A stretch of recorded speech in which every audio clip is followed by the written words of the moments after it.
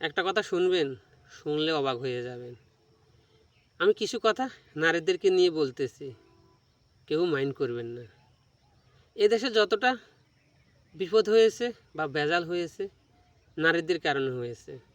দেখেন, শাশুড়ি বউর যুদ্ধ, সেখানে শাশুড়ি আর বউর ভেজালের কারণে সংসার নষ্ট হয়ে গেছে। হয়তো শাশুড়ির দোষ, নয়তো বা বউয়ের দোষ। আবার ননদে ভারবোর ভেজালে ভাই বোনের সম্পর্ক নষ্ট হয়ে গেছে।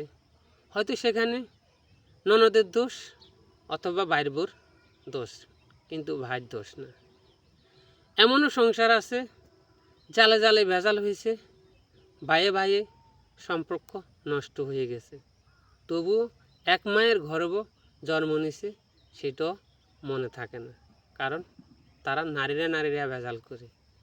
আমি বলবো আমার বোনেদের উদ্দেশ্যে, তোমরা ভালো হয়ে যাও। তোমরা একজন নারী, মনে রাখতে হবে তোমরা যদি মিলে না থাকতে পারে তো পুরুষ কিভাবে তোমাদেরকে কামাই করে খাওয়ানোর পরে তোমাদেরকে অ্যাকুরেটভাবে সুখে রাখতে পারবে, এ কথা মনে রাখবে।